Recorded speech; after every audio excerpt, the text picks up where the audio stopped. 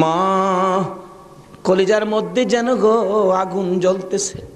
বাবা গো কিছুই যদি না বলেন আমি ফাতেমা বুঝতে বাকি না।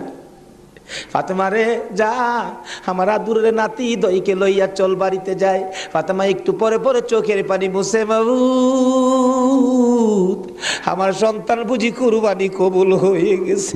আমার আল্লাহ কই ফাতেমা রে, সন্তানের জন্য মায়ের দোয়া আমি আল্লাহ কবুল করেছি। লম্বা ঘটনা। ঈদের দিন সকালবেলা হাসাইন হুসাইন দুই ভাই বাড়ির বাহিরে দেখতেছে অনেক ছোট্ট ছেলেরা নতুন জামা পরে ঈদগায় যায়। দৌড়ায় ডাকতেছে, মা সকল ছেলেরা নতুন জামা পরে ঈদের দিন, আমরা দুই ভাইয়ের নতুন জামা কোথায়? নতুন জামা দিবেন না? ফাতেমা বলে, জামা তো তোমাদের হয় নাই, তাহলে কিন্তু আমরা গোসল করব না, ঈদগায় যাব না। ফাতেমা বলেন, বাবা তোমরা দুই ভাই গোসল করে আসো, আসলেই তোমাদের নতুন জামা দর্জি দেয়া যাবে, গোসল করতে যাও। দুইজন গোসল করে আর কয় নতুন জামা বলে দিয়ে যাবে। মা বলছে, আমরার মা তো জীবনে মিথ্যা কথা কয় না। আরেকজনে কয়, দুই ভাই তো, এক ভাই কয় নতুন জামা পামুনি, আরেকজনে কয় জামা যদি না পায় আমরা মারে কি কমু, গোসল করো, চলো গোসল করে যায় দেখি না পাই কিনা। ফাতেমা গোসলখানায় সন্তান পাঠায়া 2 রাকাত নামাজ পড়ছে। বলুন কি করছে? ওহনের মার আর আসেনি নামাজ নাই। এলাকায় তো হুসাইনের পাগল জন্ম হয় না, এলাকায় তো হুসাইনের রক্তের প্রতিদান দেওয়ার মানুষ দেশে হয় না। ওহনের মাদের মধ্যে এই আদর্শ নাই। ফাতেমা 2 রাকাত নামাজ পড়ে হাত বাড়াইছে, মাবুদ আমি তো বলেছি গোসলের পরে জামা পাবে, তারা যদি গোসল করে আইসা জামা না পায় তারা বলবে নবীর মেয়ে হইয়া আমরার মা মিথ্যা কথা কয়, জান্নাতি মহিলাদের সর্দারিনী হইয়া আমাদের মা মিথ্যা কথা কয়। মাবুদ গো আমার ইজ্জত রাইখো, ও মাবুদ আমার ইজ্জত রাইখো, আমার 2টা কলিজার টুকরা সন্তানের জন্য 2টা জামার ব্যবস্থা তুমি আল্লাহ করো। এ ডাক দিছে, মায়ের দোয়া তো কবুল। আল্লাহ বলেন, জিবরাইল জান্নাত থেকে 2টা সুন্দর পাঞ্জাবি হাসাইন আর হুসাইনকে দিয়ে আসো। 2টা পাঞ্জাবি নিয়ে হাসাইন হুসাইনের বাড়ির সামনে হাজির। হাসাইন হুসাইন কোথায়? তোমাদের জামা তো তৈয়ার হয়েছে। কিতাবে আসছে জামাগুলির রং ছিল একটা সবুজ আর একটা লাল। 2 ভাই দৌড়ায় আসছে, কোনটা নিবা? জিবরাইল মানুষের বেশ ধরে ডাকতেছে, কোনটা নিবা? হাসাইন বলেন, আমারে সবুজটা দেন, সবুজটা দেন। হুসাইন বলেন, আমারে লাল জামা দেন। 2 জনে জামা হাতে নেয় আর বাড়ির ভিতরে রুমের ভিতরে মা ফাতেমার কলিজা দরফর শুরু করছে। মনাদাত শেষ করে বাহিরে আসেন, কেন আমার কলিজা দরপর করে? এমন সময় 2 সন্তান 2টা জামা লইয়া মায়ের সামনে হাজির। মা দেখো কত সুন্দর জামা দর্জি আমাদেরকে দিয়ে গেলেন। ফাতেমা একটা চিৎকার মারছে, সন্তানেরা রে জামা গায়ে লাগাইস না, কেন জানি আমার কলিজা দরপুর করে রে, এই জামার মধ্যে কি হাকিকত রয়ে গেছে আমার বাবার কাছে জানতে হবে। 2 জামা লইয়া 2 সন্তান লইয়া নবীজির কাছে যাইতেছে। এই পাশে জিবরাইল আইসে বলে, হুজুর গো হাসাইন আর হুসাইন জামা নিয়ে আসতেছে হাকিকত জানার জন্য, আপনি বলে দিয়েন সবুজ জামা হাসাইন নিয়েছে। হাসাইন তো আপনার উম্মতের নাজাতের জন্য কুরবানি 2 ভাইয়ের বেলায় কবুল করেছে আমার আল্লাহ। হাসাইন সবুজ জামা নিয়েছে, আপনার উম্মতেরা হাসাইন কে বিষ খাওয়াইয়া সবুজ করে দুনিয়ার থেকে বিদায় করে দিবে। আপনার আদরের নাতি হুসাইনকে লাল জামা যার হাতে দেখবেন আপনি মনে করবেন কারবালার জমিনে এ হুসাইনকে বল্লম তীরের আঘাতে লাল লাল করে দিবে।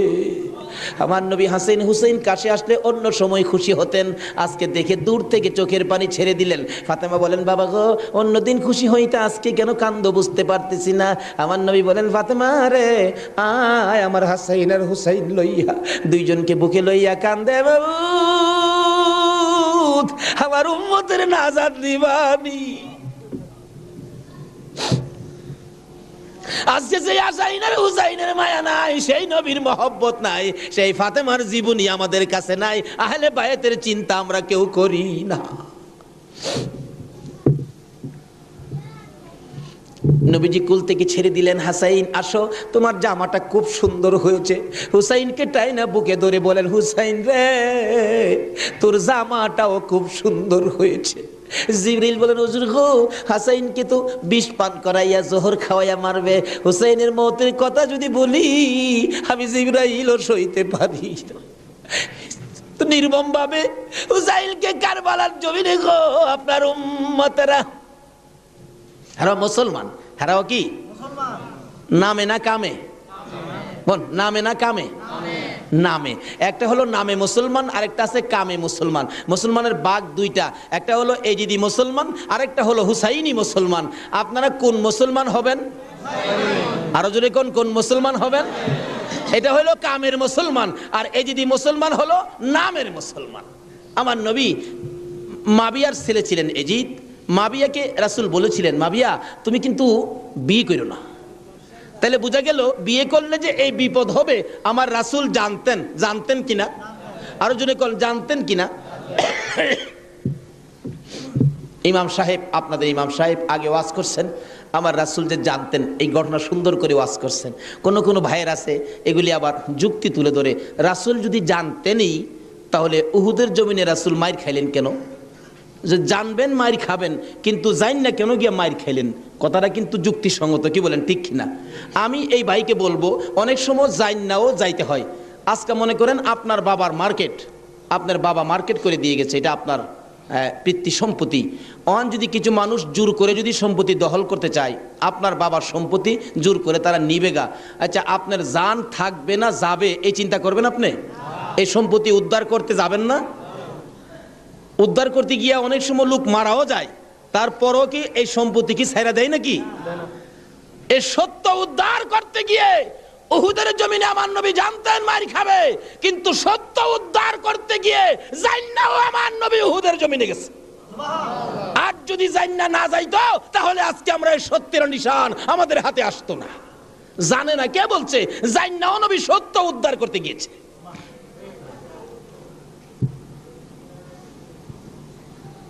বলতেছিলাম দয়ার নবী, মায়ার নবী বলতেছেন, জিবরাইল আমার উম্মতের নাজাতের জন্য কবুল হয়েছে, কবুল হয়েছে। হাসাইন আর হুসাইন দুই ভাই আঞ্জায়া ধরে দুই গালে চুমায়া চুমায়া বিদায় দিয়েছে। হুসাইনকে কোনদিনই বলতেছেন, হুসাইন হুসাইন, দুই গালে চুমা দেয়, তুমি আমার আমি তোমার। তোমাকে যে কষ্ট দেয় সেজন্য আমাকে কষ্ট দেয়, আর তোমাকে যে ভালোবাসা দেয় সেজন্য আমি রাসূলকে ভালোবাসা দেয়। আজকে হুসাইনের ভালোবাসা এখানে বসা, হুসাইনের অনেক পরে আওলাদে রাসূলকে ভালোবাসা। ইতিহাস খুলে দেখুন, যেই ভালোবাসায় হযরতে জুনায়েদ বাগদাদী রহমাতুল্লাহ আল্লাহর ওলি হয়েছে। জুনায়েদের জীবনী খুললে পাওয়া যায়, জুনায়েদ ইরাকের বাদশার পালিত পালোয়ান ছিলেন। এত বড় পালোয়ান ছিলেন, বাবারে বাবা। ইরাকের বাদশাহ একদিন বলেন, জুনায়েদ এত খানা তোমাকে খাওয়াই, এত টাকা বেতন তোমাকে দেই, তুমি কত বড় পালোয়ান হইলা, তোমার শক্তি তো আমি দেখলাম না, আমাদের তো দেখা দরকার ছিল। জুনায়েদ বলেন, ঘোষণা দেন না, ইরাকের জমিনে এমন কোনো মারপোলা নাই আমাকে কুস্তির মধ্যে পরাজয় করবে, আমি বিজয়ী হব। যদি কেউ পরাজয় করতে পারে বলে দেন 10,000 টাকা পুরস্কার। একটা ঘোষণা সাধারণভাবে আমাদের দেশের হিসাবে দিলাম বুঝার জন্য। বাদশাহ পোস্টারিং করে দিলেন, আমার জুনায়েদকে কুস্তি লড়ে হারাইতে পারলে 10,000 টাকা পুরস্কার দেওয়া হবে। আর ওদিক দিয়ে এই পোস্টার দেখলেন নবীজির আওলাদ, নবীজির বংশের একটা লোক 3 দিন পর্যন্ত বাচ্চাদের মুখে খানা দিতে পারে না, গরিবী অবস্থা, হাঁটতেছে, রোজগারের তালাশে ঘুরতেছে, কোনো রোজগারের বাও হলো না, বাচ্চারা না খাইয়া 3 দিন পার হয়ে গেল। ডাকতেছেন, হাইরে পোস্টার দেখা যায় কুস্তি লইরা জিততে পারলে 10,000 পুরস্কার, আর সন্তানকে যখন খানা দিতে পারি না আর জীবন রাইখে লাভ কি? কুস্তি লইরা জুনায়েদের সাথে জীবনটা দিয়ে ইলাই, এই মুখ আর সন্তানকে দেখাবো না। যাই বলতেছে, এখানে অফিসে কে আছে? আমি তো জুনায়েদের সাথে কুস্তি লড়বো, হাতির সাথে মশা। কই জুনায়েদ? আর কই? মানুষে কয়, মিয়া কুস্তি লড়তে আইসো না মরতে আইসো? জুনায়েদরে দেখছো? কয় না দেখি নাই। দেখে আসো। বাবারে বাবা, কি বেটা, এই নাকি জুনায়েদ? আপনি জুনায়েদ? হ্যাঁ, আমি তো আপনার সাথে কুস্তি লড়তে আইছি। জুনায়েদকে লড়তে আইসো না মরতে আইসো? আচ্ছা যেতা মরা পরে দেখা যাইব, নাম লেখেন। নাম লেখছে। রবিবার দিন আপনাদের কর্ণফুলী মার্কেটের মাহফিল, আজকে এই দিনই ধরলাম রবিবার দিন, মাঠের মধ্যে হাজার হাজার মানুষ। জুনায়েদের মতো পালোয়ানকে কুস্তি লড়ে হারাবে? কুস্তি লড়বে, হ্যাঁ জানি কেমন পালোয়ান।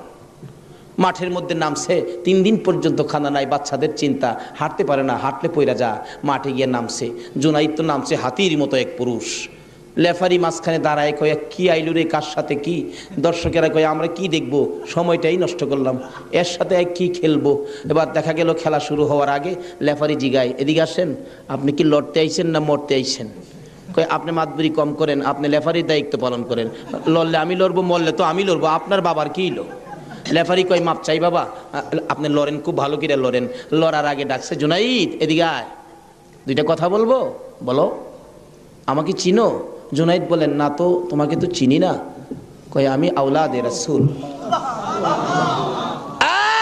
জুনাইদ, যে নবী না হইলে রে জগতের কিছু হইতো না, আমি সেই নবীর বংশের লোক, আমি সেই আওলাদে রাসূল। জুনাইদ রে, 3টা দিন পার হয়ে যায়, সন্তানের মুখে খানা দিতে পারি না, অসহ্য হইয়া জীবন দিতে আসছি রে জুনাইদ, তুই পারবি নি আজকে আওলাদে রাসূলের মুখে হাসি ফুটাইতে, আজকের এই ময়দানে রাসূলের বংশের কাছে পরাজয় বরণ করতে?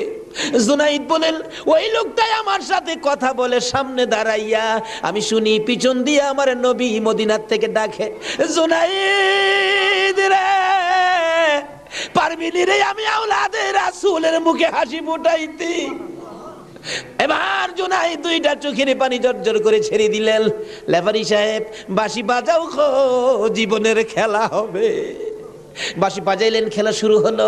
আওলাদে রাসূল জুনাইদের গায়ে আঙ্গুলটা লাগাইলে জুনাইদ চিত হয়ে জমিনে পড়ে গেছে। লোকেরা বলেন মানি না, আবার লাগাও, আবার লাগাইলে, আঙ্গুল লাগাইলে জমিনে পড়ে গেছে। লোকেরা বলেন মানি না, আবার লাগাও, বুঝে আসে না। আমার নবী বলেন, জুনাইদ রে, এই খেলা কিন্তু ফাইনাল খেলা। আমার নবীর ডাকে জুনাইদ কানটা পেতে শুনে জবাব দেন, ইয়া রাসূলুল্লাহ, জীবন দিবই, আপনার ভালোবাসা ছাড়বো না। আরে নবীর প্রেমের পাগল যারা প্রেম খেলা খেলে, হাই রে নবীর প্রেমের পাগল যারা প্রেম খেলা খেলে, নবীর প্রেমে ওয়াজ করনি দন্ত দেয় ফেলে, নবীর প্রেমে ওয়াজ করনি দন্ত দেয় ফেলে, নবীর প্রেমের পাগল যারা প্রেম খেলা খেলে, হাই রে নবীর প্রেমের পাগল। হানজালা পাগল ছিল, নবীর প্রেমে জীবন দিল, হানজালা পাগল ছিল, নবীর প্রেমে জীবন দিল, গোসল করাইলো তারে ফেরেশতার দলে, গোসল করাইলো তারে ফেরেশতার দলে, নবীর প্রেমের পাগল যারা প্রেম খেলা খেলে, এই রে নবীর পাগল ছিল আবু বকর, প্রেম দরিয়াই দিল সাঁতার, পাগল ছিল আবু আর প্রেম দরিয়াই দিলেন সাঁতার, হাসর মিজান পারি দিবে সেই প্রেমের বলে, হাসর মিজান পারি দিবে সেই প্রেমের বলে, নবীর প্রেমের পাগল যারা প্রেম খেলা খেলে, এই রে নবীর প্রেমের বাঁধতেছিলাম আওলাদে রাসূলের প্রেম আর ভালোবাসায় জুনাইদ খেলার মাঠে জীবন দিয়ে দিলেন, হাইরা গেলেন, জীবনের সকল মান সম্মান বিলীন করে দিয়ে আওলাদে রাসূলের মান বাড়াইয়া দিলেন। লোকেরা বলেন, জুনাইদ গো, এ বাদশার দরবারে আর যাইও না, মজার খানা আর পাইবা না, মোটা অঙ্কের বেতন তোমাকে আর দেওয়া হবে না, এ বাদশার কাছে আর যাইতে পারবা না। জুনাইদ মাথাটা নিচে দিয়ে 2টা চোখের পানি ছেড়ে ছেড়ে ডাকে, রে মাঠের ময়দানের লোকেরা, আমি এই বাদশার দরবারে আর যাইতে চাই না, আমি দুজাহানের বাদশার দরবারে রওনা হয়েছি। জুনাইদ 2টা চোখের পানি ছেড়ে ছেড়ে বাড়ির ভিতরে ঢুকলেন। লোকেরা জিগায়, জুনাইদ গো, এইভাবে কেন কান্দো বুঝতে পারতেছি না। লোকদের সাথে জবাব দেয়, সঙ্গীরা রে, আমার রাসূল আমারে ডাক দিছে রে, আমি রাসূলের ডাকে কিছু কাজ করেছি, আমার মনে বড় আশায় আমার কাজে রাসূল খুশি হয়েছে কি। জুনাইদ বলেন, এশারের নামাজ পড়ে আমি যখন বিছানায় শুইলাম, একটু পরে দেখি রাসূল আমার ঘরে হাজির, আমার মাথায় হাত বুলাইয়া ডাকে, জুনাইদ রে, নিজের সব বিলীন করে দিলে, আমি নবীর ভালোবাসায়, আমার আওলাদের ভালোবাসায় এত সব শেষ করে দিলে রে জুনাইদ, আমি সইতে পারি না। আয় রে জুনাইদ, আজকের থেকে তুই খালি জুনাইদ না, তোর মাথায় পাগড়ি পরাইয়া দিলাম, আজ থেকে নবীর ভালোবাসার বিনিময়ে তুই আউলিয়াদের মাথার তাজ হয়ে গেছো।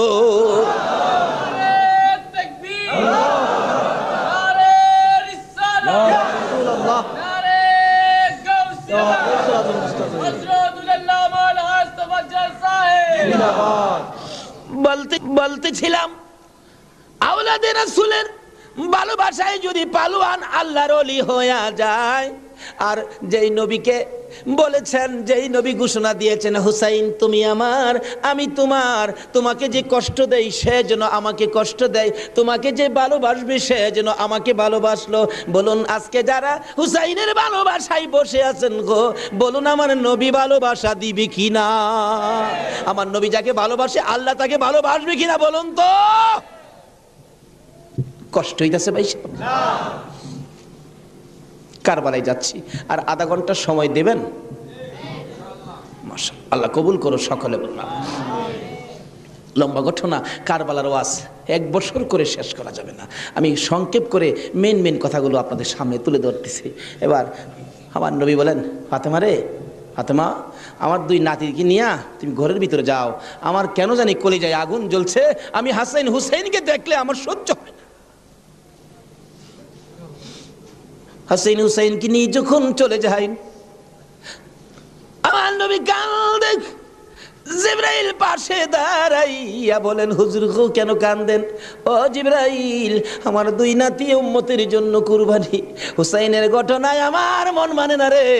হুসাইন কারবালার জমিন, এই জমিনটা কই রে জিবরাইল? হে জমিনটা জানি কেমন রে, আমার হুসাইন কোন জায়গাটাই জানি গড়াগড়ি করে কাঁদবে। সঙ্গে সঙ্গে জিবরাইল 1 মুষ্টি মাটি নিয়ে দিলেন, হুজুর দেখেন তো এই মাটিটা নাকে লাগাইয়া দেখেন কিসের গন্ধ করে। রাসূল নাকে লাগাইয়া চোখের পানি ছেড়ে দিলেন, জিবরাইল রে এই মাটির মধ্যে দিয়ে আমার হুসাইনের রক্তের গন্ধ করে। হুজুর এই মাটি হইল কারবালার মাটি। লম্বা ঘটনা, মাটিগুলো নিয়ে ভাবতেছেন কি করব। জিবরাইল বলেন, হুজুর কারবালা পর্যন্ত যার হায়াত থাকবে তার কাছে মাটিগুলো রেখে দেন, একটা কাচের বয়ামের মধ্যে যেন রেখে দেয়। যেদিন দেখবে মাটি লাল হয়ে গেছে গো, এদিন মনে করব হুসাইন কারবালায় শহীদ হয়ে গেছে। কারবালা পর্যন্ত যার হায়াত থাকবে তার কাছে দেন। আমার নবী কার হায়াত থাকবে জানে কিনা কোন? আমার নবী উম্মে সালমাকে লক্ষ্য করে ডাক দিলেন, উম্মে সালমা রে আয় আমার পাশে আয়। উম্মে সালমা কাছে আসলে নবীজি 2টা চোখের পানি ছেড়ে দিলেন। হুজুর ডাইকা আনলেন, কথা বলবেন, কান্দেন কেন?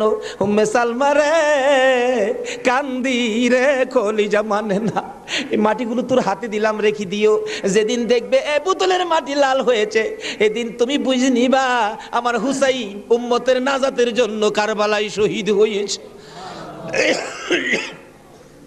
উম্মে সালমা বলেন, আমি এই মাটি তখন বোতলের মধ্যে রেখে দিলাম, ওদিকে দিয়ে দয়ার নবী মায়ার নবী দুনিয়ার থেকে বিদায়, 4 খলিফা বিদায়, ফাতেমা বিদায়।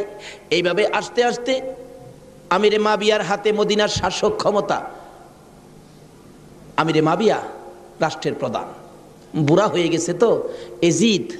রাসূল বলছিলেন, মাবিয়ারে তুই বিয়ে করিস না, কিন্তু মাবিয়ার এমন এক রোগ হইল, লোকেরা পরামর্শ দিল কবিরাজরা বিয়ে করলে ভালো হয়ে যাবে, কিন্তু রাসূল নিষেধ দিছিলেন বিয়ে করিস না।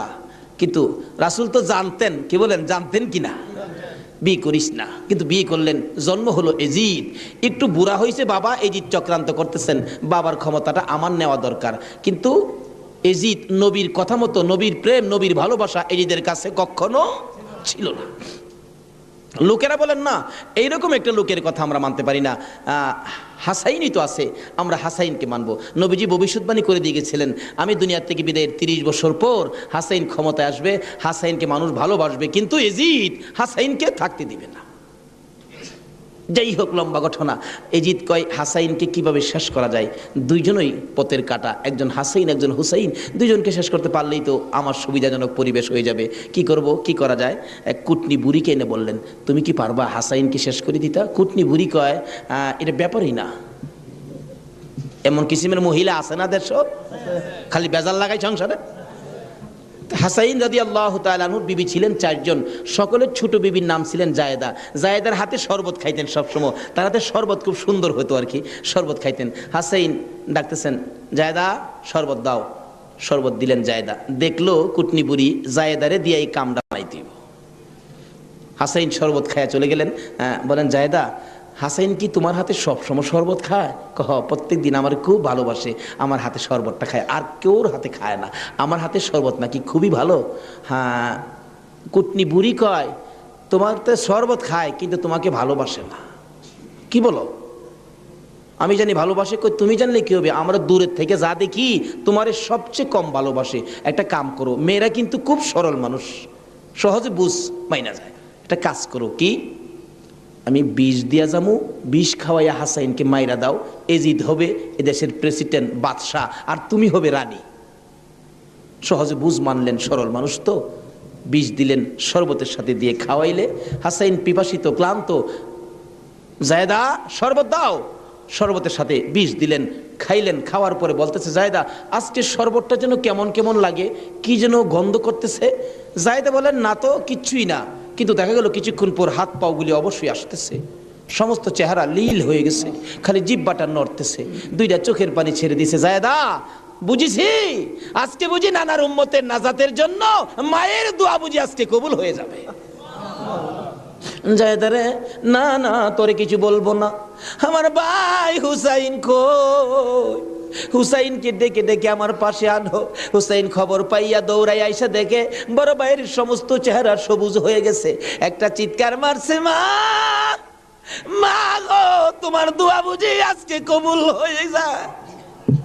দৌড়ে যাইয়া হাসাইনের গলায় ধরছে, ভাই রে ভাই, কে তোমার এই অবস্থা করেছে? আমি হুসাইন তার প্রতিশোধ নিব। হাসাইন টাইনা টাইনা গলায় ধরে দুই গালে চুমাইতেছে, ছোট ভাই তো, বাইরে প্রতিশোধ নিস না, নানার উম্মতের জন্য মায়ের দোয়া কবুল হয়ে গেছে। হাসাইন একটা কথা তোরে বলে যায়, কিছুদিন পর তোর উপরও বিপদ আসবে রে, আমার মায়ের দোয়া তোর বেলায় তো কবুল হয়েছে। হাসাইন যেদিন বিপদে আসবে রে, কেউ তো তোর পাশে আসবে না রে হুসাইন। এদিন আমি তো ভাই কাছে থাকতাম, আমিও তো দুনিয়ায় থাকতেছি না। হুসাইন রে, বেশি বিপদে পড়ে যখন কলিজার মধ্যে অশান্তি লাগবে, দুনিয়ার কাউরে ডাকিস না, নানা নানা কইয়া ডাকিস, কলিজায় শান্তি পাব। হাসাইন দুনিয়ার থেকে বিদায়। জি চক্রান্ত করে হুসাইনকে কিভাবে মারা যায়, হাসাইনকে মদিনায় ফালাইয়া, হুসাইনকে তো মদিনায় মারা যাবে না, চক্রান্ত করে ইবনে জিয়াদকে ডাক দিলেন।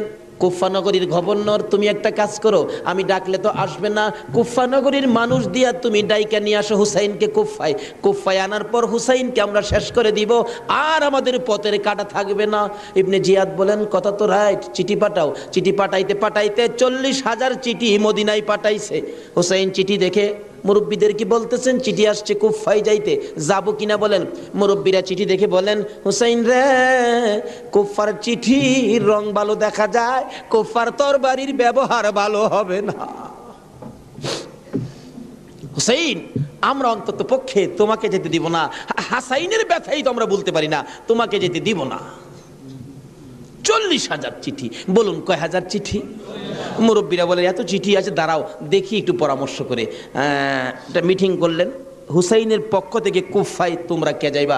আমাদের নিজেদের লোক যায়, হুসাইন পক্ষ থেকে একটা লোক কুফায় যায়, নিজেদের লোকের কোনো খবর যদি পায় তাহলে আমরা হুসাইনকে যেতে দিব, ও তাদের কথায় হুসাইনকে দেব না, আমরা নিজেরা পরিবেশ বুঝবো। কে যাইবা? একজন লোক দাঁড়াইলেন, ইতিহাস বলেন, যার নাম হলো মুসলিম বিন আকিল। মুসলিম বিন আকিল দাঁড়ায় বললেন, আমি যাব হুসাইনের পক্ষ থেকে। তার দুইটা বাচ্চা ছিল, মোহাম্মদ ইব্রাহিম, সোনার পুতুলের মতো দুইটা বাচ্চা, ছোট ছোট। বলে আব্বা আপনি যদি চলে যান তাহলে আমরা তো মা নাই, আমরা কার কাছে থাকবো? তাদের মা মারা গেছে, কই থাকবো আমরা? তাইলে তোমরাও চলো। তিনজনের কাফেলা করে কুফা নগরীতে গিয়ে পৌঁছলেন হুসাইনের পক্ষ থেকে। হুসাইনের পক্ষের লোক পায়া কমপক্ষে 30,000 লোক হুসাইনের নামের উপর মুরিদ হইলেন, বাইয়াত গ্রহণ করলেন। ভাইসাব, বাইয়াত হওয়া, মুরিদ হওয়া সুন্নাত রাসূল। আবার কেউ কেউ আছে মুরিদ বাইয়াত লয়া টিটকারি মস্কারি করে।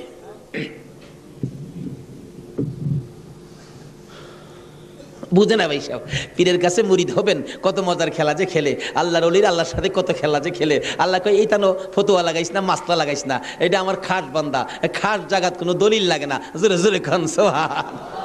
এক আলেম গেছে মুরিদ হইতো, হক্কানি এক পীর সাহেবের কাছে, এক আল্লাহর ওলির কাছে গিয়া, হুজুর মুরিদ হইতে আইছি।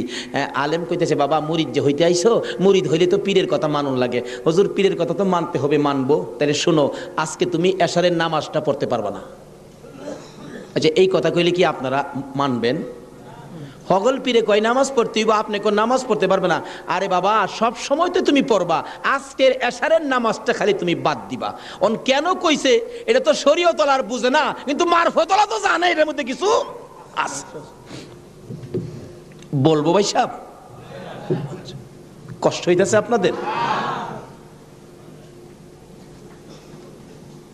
হুজুর কোন কি? হ্যাঁ, আজকে এশারের নামাজটা পীরের কথা মানবা না? তা তো মানতে হবে। আচ্ছা ঠিক আছে, বাড়িতে যার কয় নামাজ যদি বাড়িতে পড়ে লাই, আপনি কি হুজুর দেখবে? আমি তো সেই। আচ্ছা, যে বেটা পীর হয়েছে এই বেটা কি খবর রাখে না? রাখে না?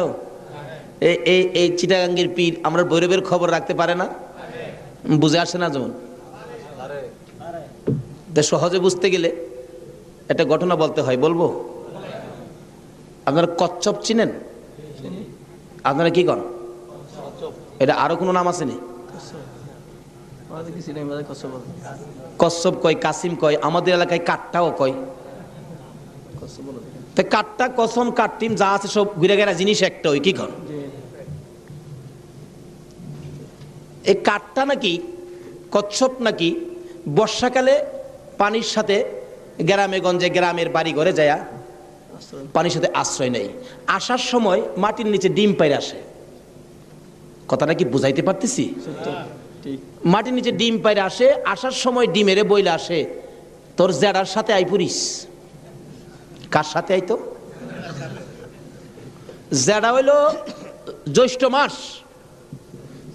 জ্যৈষ্ঠ মাসে প্রচন্ড বৃষ্টি হয়, তো বৃষ্টির পানিতে মাড়ি কাইটা যা, মাড়ি কাইটা গেলে ডিম ভাইরিব, বাচ্চা ফুটবো, এই কয়ে দেয়, তোর যারার সাথে আই পুরিস। এই 3.5 মাইল দূরে ডিম পাইরা বইলে আইছে, যারার সাথে আই পুরিস। ডিম তো ফুটতেই তো না। 3.5 মাইল দূরেতে আপনাদের কর্ণফুলী নদীর থেকে গিয়া ওই মাঝে মাঝে 3.5 মাইল ভিতরে ডিমের দিকে শীষ ধরে।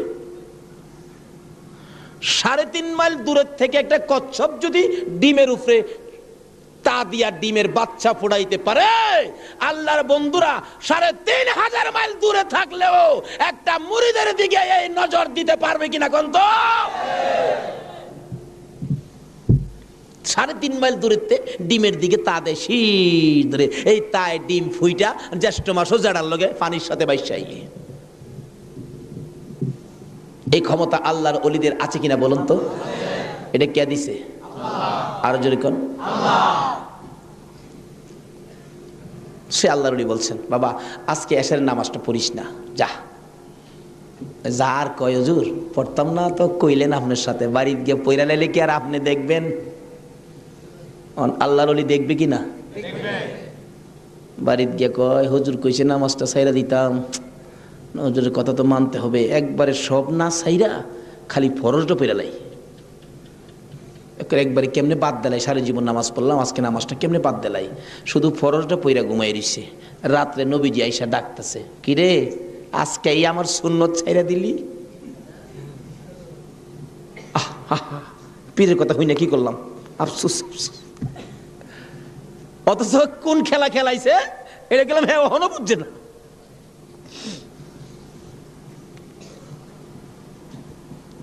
সকালবেলা ফজরের নামাজ পড়া মনের দুঃখ খুলে যাইতেছে পীর সাহেবের কাছে। পীর সাহেব দূরে থেকে কয়, কি ফেজ বুঝি লাগছে? তাহলে বুঝা গেল খবর পীর সাহেবের কাছে।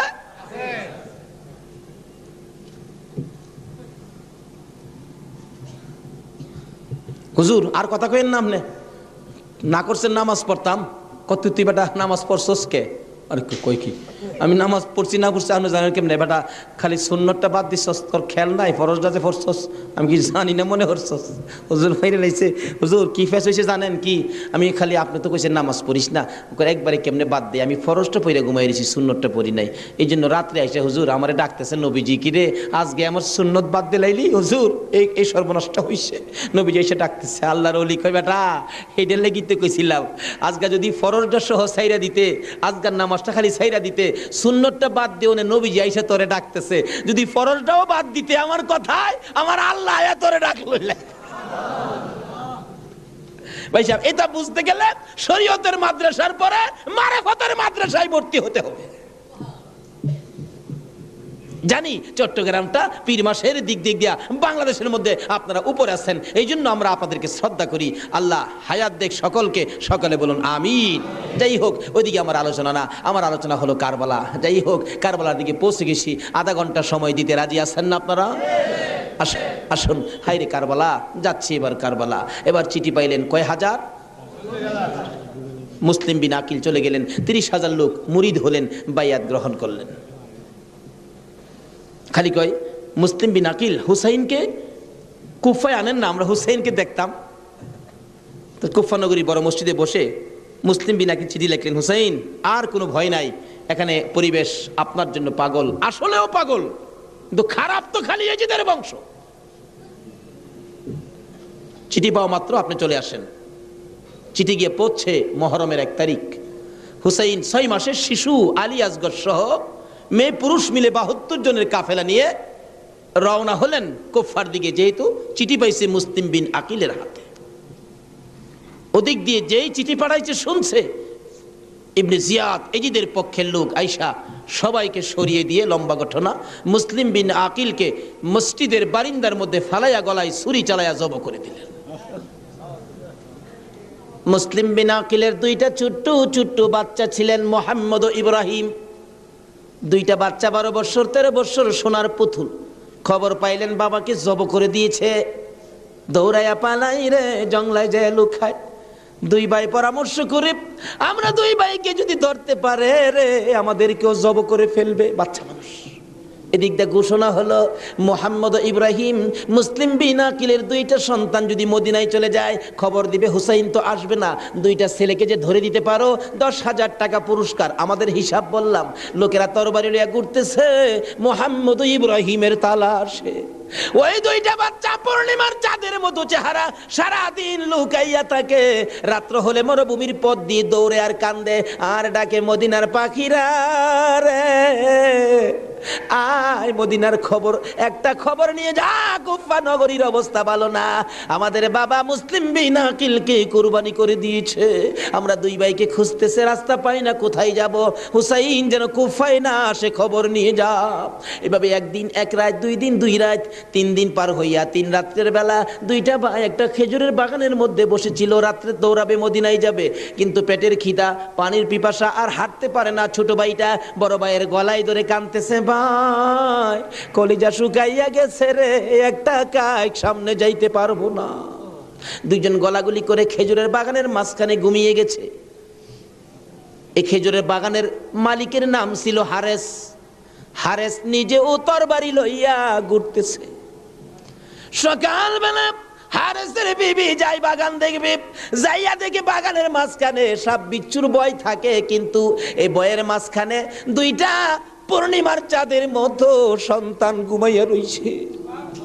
আস্তে আস্তে কাছে যাইয়া ছোট্ট ভাইটার মাথায় হাত দিলে চোখ খুলে দেখি কুফার মহিলা, চিৎকার মারছে, ভাই গো আর ঘুমাইস না, কুফাবাসী আমরার খবর পেয়ে ফেলছে, মদিনায় বুঝি আর যাওয়া হবে না। তুমি আমার মা লাগো, আমার মা নাই, বাবা নাই, আমরা মদিনার সন্তান, আমরা মদিনার আওলাদ, কুফাবাসীর কাছে আমাদের খবর দিও না। মহিলাটা বলতেছেন, মহিলাদের মায়া বেশি, আয় বাবা তোমাদের তালাশে, আমার স্বামীও ঘুরতেছে, এখানে থাকলে কেউ না কেউ তোমাদেরকে দেখে ফেলবে, আসো আমার বাড়িতে নিয়ে লুকাইয়া রাখি, সন্ধ্যা হলে আমি নিজে মদিনায় লইয়া যাইব। মা বোনেরা, এমন একটা ভালোবাসা দাও না গো এই মহরমের চাঁদে। সন্ধ্যা হইবার আগে বাচ্চা 2টা রান্না করে রাখছিল। ছোট্ট ভাইটা ঘুম থেকে উঠে বসে বসে কান্দে, মা মা কইয়া। বড় ভাইটা ঘুম থেকে উঠে ডাকে, কান্দিস না রে, কান্দার আওয়াজ শুনলে আমাদের জীবন থাকবে না। এমন সময় হারেস দৌড়ে আসছে ঘরের মধ্যে খানা খাওয়ার জন্য। খানা খাইতে বসে ডাকতেছে, বিবি গো জলদি করে খানা দে, কে জানি পুরস্কারের বাগি হইয়া যায়। এমন সময় রান্না করে কান্দার আওয়াজ শুনলে ডাকতেছে, বিবি রান্না করে কে কান্দে?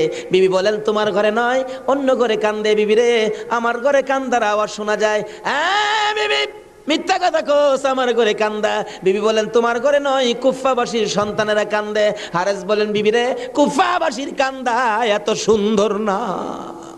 বাসন ধাক্কা দিয়ে সরাইয়া তরবারিটা লইয়া ওইটা দাঁড়াইলে বিবি পিছন দিয়ে আঞ্জায় ধরেছে, স্বামী আর মদিনার সামনে যাও না, হে মদিনার ময়নাদের গলায় ছুরি দিও না। তোমার যদি মারতে চাই গো স্বামী, আমার গলাটা পেতে দিলাম, আমার গলাটা কাইটা দাও। না না, মানবো না। দৌড়ায় যাইয়া রান্নাঘরের দরজায় দাঁড়াইয়া দেখে দুইটা পূর্ণিমার চাঁদ উদয় হইয়া রইছে। তরবারিটা দেখে ছোট্ট ভাইটা চিৎকার মারছে, বাবা গো খইয়া। বড় ভাইটা কান্দে, কান্দিস না, আমার বাবা গেল যেইভাবে রে, আমরাও যাইব সেইভাবে। এইভাবে যারা জীবন দিয়েছে সেটাই হলো আমার আল্লাহর রাস্তা। দুই ভাইকে ধরে মুরগির বাচ্চার মতো শেষরাইয়া বাহির করে যাইতে যাইতে যাইতে যাইতে একটু পরে পরে ছোট্ট ভাইটা জিগায়, হারেস রে, আমরা মেরে ফেলবে রে, মারিস নাই, আমরার মা নাই, আমরার বাবা নাই। আকাশের দিকে তাকাইয়া ডাকে, আরে আকাশের পাখিরা রে, আয় একটা খবর নিয়া হুসাইনের কাছে পৌঁছে দে, হুসাইন যেন কুফায় না আসে। রওনা হলেন, যাইতে যাইতে সন্ধ্যা হয়ে যায়। পুরাত নদীর কিনার দিয়ে যাচ্ছে। হারেস ভাবতেছে, দুইটা সন্তান, দুইটা ছেলে জীবিত যদি নিয়ে যায়, আমার চেয়ে শক্তিশালী কেউ আয়সা যদি আমার কাছ থেকে নিয়ে যায়, পুরস্কার আমি পাবো না, বরঞ্চ জব করে দুইটা মাথা খালি নিলেই তো হয়। দুইটা ভাইকে জব করার জন্য প্রস্তুতি নিলে ছুরির দিকে তাকাইয়া তাকাইয়া বাচ্চারা কান্দে। ছোট্ট ভাইটাকে জমিনে শোয়াইছে, গলাটা কাটবে, লাফ মেরে উইটা গেছে। বড় ভাইটাকে শোয়াইছে, উইটা গেছে। আবার জোর করে জমিনে শোয়াইয়া ছোট্ট ভাইটাকে বুকের উপর পাড়া দিয়া ধরছে, মাথার মধ্যে চাপা দিয়ে ধরে গলাটাই ছুরি চালাবে, ছুরির নিচে থাইকা কাঁদতেছে, হুসাইন আইসো না গো, কারবালায় আইসো না, এই কুফা নগরীতে আইসো না, কুফার মানুষের তরবারির ব্যবস্থা ভালো না।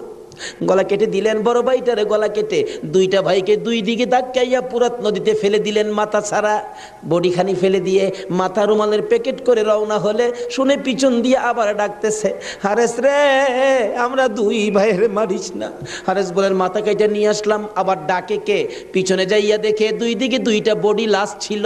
দুইটা ভাই আবার একসাথে হইয়া এক ভাই আর এক ভাইয়ের আনজাইয়া ধরে রাখছে। আমার আল্লাহ বলেছে, আমার রাস্তায় যারা জীবন দেয় রে, তারা মরে না, তারা মরে না রে, তারা জীবিত। এই দুই ভাই প্রমাণ করে দিলেন তারা জীবিত। ওদিকে যায় না, ওদিক দিয়ে যাইতেছে, এজিদের দরবারে পুরস্কার আনবে। এদিক দিয়া ইমাম হুসাইন ৭২ জনের কাফেলা লইয়া গো আস্তে আস্তে কারবালার জমিনে এসে পৌঁছে সন্ধ্যা হয়ে যায়। রাস্তা চিনে না। হুসাইন বলেন, তাবু গাড়ো, সকালবেলা কুফার দিকে রওনা হব। তাবু গাড়তে গেলে জমিনে কূপ দেয়, মাটির থেকে রক্ত বাহির হয়। গাছের ডালে আঘাত করে, গাছের ডাল থেকে রক্ত বাহির হয়। সঙ্গীরা বলেন, হুসাইন ব্যাপারটা বুঝতে পারতেছি না। হুসাইন বলেন, রাখো রাখো, এখানে কি কাউরে পাই কিনা জিজ্ঞেস করলেন, এই জায়গাটার নাম কি? একজন লোক বলেন, আপনারা কোত্থেকে আসছেন? আমরা মদিনার থেকে আসছি। এই জায়গাটার নাম কি? জায়গাটার নাম কারবুলা। হুসাইন একটা চিৎকার মারছে, সঙ্গীরা রে, তাবু গাড়ো। আমার নানা বলেছে রে, নানার উম্মতের জন্য আমি হুসাইন কারবালাই নাকি শহীদ হব। মুহররমের ৭ তারিখ তাবু গাড়লেন। সন্ধ্যা হইলে তাবু গাড়লে, রাত্র শেষ হওয়ার আগে ৪,০০০ এডিশন নিরস্ত্র মুসলমানের চারপাশে ঘেরাও করেছে। আজকে সেই নিরস্ত্র মুসলমানের উপর ইরাকের জমিনে বলুন তো আক্রমণ হচ্ছে কিনা? সকালবেলা ডাকে, হুসাইন যুদ্ধ করো। হুসাইন বলেন, আমি তো যুদ্ধ করতে আসি নাই, বেড়াইতে আসছি। যেতে দেখো চিঠি পাই আসছি বেড়াইতে, কোনো কথা মানবো না, যুদ্ধ করো। একদিন, 2 দিন, 3 দিন পার হইয়া মুহররমের 9 তারিখ দিবাগত 10 তারিখের রাত্রে শেষ চিন্তাধারা। হুসাইন তাবুর বাতিরা জ্বালায় বলতেছেন, তোমরা কথা শোনো। কি? এখানে অবস্থা ভালো দেখা যায় না, যুদ্ধ করার তো কিছু নাই, তোমরা আমার একটা কথা শোনো। কি? বাতিটা নিবাইয়া দিলেন। নিবাইয়া দিয়া বলতেছেন, যে যেদিক দিয়া পারো কারবালা ছাইরা তোমার নিজেদের জান বাঁচাও, কিন্তু হুসাইন কারবালায় শহীদ নানার উম্মতের নাজাতের জন্য। সারা রাত কান্নাকাটি। পারবা? 9 তারিখ দিবাগত রাত্রে টিভির বার্তাটা বন্ধ রাখতে, রেডিওর চাবিটা বন্ধ রাখতে। হুসাইন কারবালায় সমস্ত লোকদেরকে ৭২ জনের কাফেলা নিয়ে কান্দে, আর আমরা সেই তারিখে টিভি চালাই। কিসের মহব্বত আর কিসের মায়া আর কিসের নামাজ তুমি পড়েছো?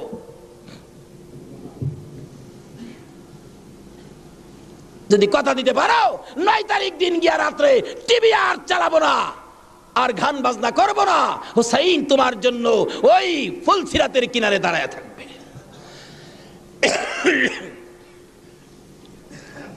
সকাল হয়ে যায়, ফজর আজান দিলে নামাজ পড়ে, নামাজ পড়লেন, এত বিপদ তারপরও হুসাইন নামাজ ছাড়ে না পড়ে।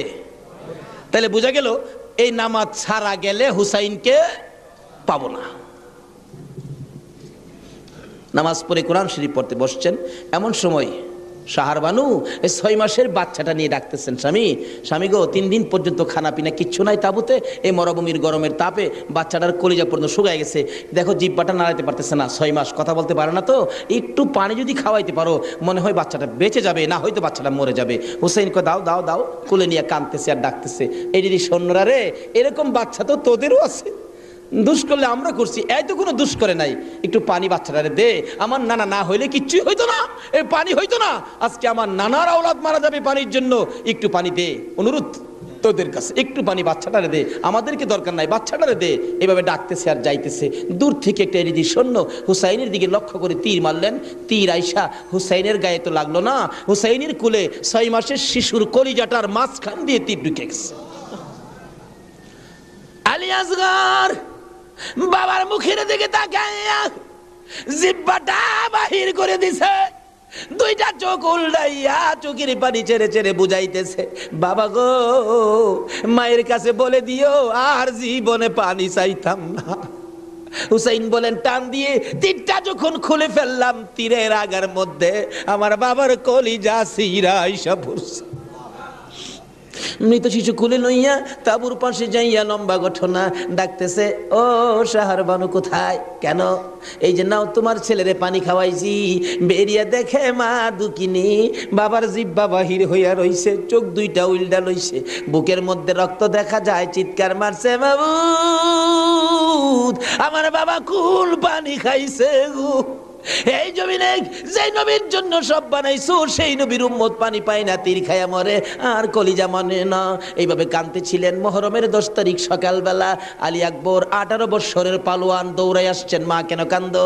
দেখাইলেন, দেখো তোমার 6 মাসের ছোট্ট ভাইয়ের অবস্থা। আলী আকবর দেখে আর সহ্য করতে পারে না, রক্ত হাতে নিয়ে বলতেছেন, মাবুদ গো এ রক্ত ছুঁয়ে কসম খাইলাম এদিদি সৈন্যরে ছাড়বো না। যুদ্ধ শুরু হয়ে যায় মুহররমের 10 তারিখ। আলী আকবর যুদ্ধ করতে করতে পিপাসিত ক্লান্ত হইয়া তাবুতে ফিরে এসে ডাকতেছেন, মা মা 1 গ্লাস পানি যদি খাওয়াইতে পারো, কথা দিলাম সমস্ত কারবালার সৈন্য এই দিদি সৈন্য ওদেরকে আমি খতম করে ফেলবো। মা চোখের পানি ছেড়ে ছেড়ে বলেন, আলী আকবর রে, পানি যদি থাকতো তোর ভাই কি তীর খায়া মরতো? নাই রে বাবা, পানি নাই, পানি নাই। মায়ের পায়ে সালাম করলেন আর চোখের পানি ছেড়ে দিলেন, মা মা গো বিদায় দাও গো, দেখা হবে হাসরের ময়দানে। যাইতে যাইতে যাইতে যাইতে একটু যাই আবার ফিরে ফিরে চাই, মা বিদায় দাও, দেখা হবে হাসরের ময়দানে। মা 2টা হাত বাড়াইয়া ডাকে, আর ফিরে ফিরে চাইস না রে বাবা, আর ফিরে চাইস না, সহ্য হয় না। যুদ্ধ করতে করতে আলী আকবর শহীদ। এইভাবে পুরুষ যারা ছিল সব শহীদ, শুধুমাত্র বাকি জয়নাল আবদিন বিমারি আর ইমাম হুসাইন। হুসাইন তরবারিটা নিয়ে পোশাক পরে তৈয়ার হলেন। জয়নাল আবদিন দাঁড়াইতে পারে না, পড়ে যায়, তারপরেও ডাকে, হুসাইন গো তুমি যাইও না, আমি জয়নাল যাব। বিমারি উঠতে পারে না, তবু হুসাইনের পক্ষে যাইতে চায়, আর আমরা শক্তিশালী হইয়াও হুসাইনের পক্ষে যাইতে চায় না। এবার বলতেছেন, জয়নাল রে তুমি যাইও না, তুমি যদি যুদ্ধের ময়দানে শহীদ হয়ে যাও, নবীর বংশের বাতি টুকুন কে জ্বালাবে? হুসাইন যুদ্ধে চলে যায়। লম্বা ঘটনা সংক্ষেপ করে দিলাম। মুহররমের 10 তারিখ যুদ্ধ করতে করতে তীরের আঘাত, বল্লমের আঘাত লাগে, আর রক্ত জর্জর করে পড়ে, রক্তে জামা ভিজে যায়, গোড়ার পিঠ পর্যন্ত লাল হয়ে যায়। আরে রক্তে লালে লাল হইল কারবালার ময়দান, বলুন রক্তে লালে লাল হইল। শহীদ হলো ইমাম হুসেন নবীর জানের জান, শহীদ হলো ইমাম হুসেন নবীর জানের জান, রক্তে লালে লাল হইল কারবালার ময়দান, হায়রে রক্তে লালে লাল হই। এজিদি সেনা সীমার এসে হুসাইনের বুকে বসে, এজিদি সেনা সীমার এসে হুসাইনের বুকে বসে, ছুরি দিয়ে কাটে গলা বাঁচে না আর প্রাণ, ছুরি দিয়ে কাটে গলা বাঁচে না আর প্রাণ, রক্তে লালে লাল হইল কারবালার ময়দান, হায়রে রক্তে লালে লাল হইল। দুধের শিশু আলিয়াস ঘরে পানি চাইলো মায়ের দ্বারে, দুধের শিশু আলিয়াস ঘরে পানি চাইলো মায়ের দ্বারে, পানি পানি বলে সে যে দিয়ে গেল প্রাণ, পানি পানি বলে সে যে দিয়ে গেল প্রাণ, রক্তে লালে লাল হইল কারবালার ময়দান, হায়রে রক্তে লালে লাল হইল। শহীদ হলো ইমাম হুসেন নবীর জানের জান, শহীদ হলো ইমাম হুসেন নবীর জানের জান, রক্তে লালে লাল হইল কারবালার ময়দান, হায়রে রক্তে লালে লাল হইল। বলতেছিলাম হুসেন সমস্ত শরীর থেকে রক্ত ঝরে ঝরে দুর্বল হয়ে যায়, পানির পিপাসিত ক্লান্ত হইয়া গোড়ার থেকে নেমে যায়, পুরাত নদীর পুনার কিনারে যাইয়া একটু পানি হাতে নেয় খাওয়ার জন্য, হাতে নেয় পানি হয়ে যায় রক্ত। হুসাইন কান্দে, মাবুদ গো আমার নানা না হইলে কিছু হইতো না, আমার নানা না হইলে জগতের কিছু হতো না, পানিও হতো না, আজকে নানার বংশ নানার আওলাদ পানি পায় না, আমি হুসাইন পানি খাবো না। এবার দৌড়া যাইয়া আবার চাইলেন গোড়ার উপরে উঠবো, যুদ্ধ করবে। হুসাইন গোড়ার উপরে উঠতে চায়, শরীর দুর্বল, গোড়ার উপরে উঠতে পারে না, বারবার চেষ্টা করে উঠতে পারে না, অবশেষে গুড়ার উপরে পিঠটার মধ্যে হাতটা দিয়ে মাথাটা ফালাইয়া কাঁদতেছে, বাবু আমার নানার উম্মতের জন্য মায়ের দোয়া বুঝি কবুল হয়ে গেছে। বহু চেষ্টা করলেন, গোড়ার পিঠের উপরে আর উঠতে পারে না, দৌড়া এসে সীমার ধাক্কা দিয়ে জমিনে ফালাইয়া বুকের উপর চড়ে বসছে। হুসাইন বলেন, সীমার রে আমার নানা বলেছে রে কারবালায় শহীদ হব, আমার নানার উম্মতের মুক্তি পাবো, সীমার আজকে জুমার দিন আমারে 2 রাকাত জুমার নামাজ পড়ার সুযোগ দে। ও নবীর উম্মতেরা, নবীর আশেকেরা, হুসাইনের আশেকেরা গো, এই 2 রাকাত নামাজ জুমার নামাজ ছাইরো না, আমার নবীর শাফায়াত নসিব হবে না। রক্তে লাল হইয়া যদি হুসাইন 2 রাকাত জুমার নামাজ পড়তে পারে গো, আজকাল থেকে কথা দিতে হবে জীবনে কোনোদিন জুমার নামাজ ছাড়তে পারবা না। জুমার নামাজ আদায় করতে সময়টুকুন দিলে নামাজ শুরু করে দিলেন, রুকু সিজদার কাজ শেষ করে তাশাহুদে বসে সালাম ফিরানের আগ পর্যন্ত কাছাকাছি বসে বসে এই যদি সৈন্যরা নামাজের ভিতরে প্রত্যক্ষদর্শীরা বলেন এক একটা করে তীর মারে হুসাইনের গায়ে, ডান দিক দিয়ে যদি তীরটা মারতো বাম দিক দিয়া বেরিয়ে যাইতো, সামনে দিয়া মারলে পিছন দিয়া বেরিয়ে যায়, এই কিসিমের তীর গো নামাজের ভিতরে 72টা তীর লাগাইছে।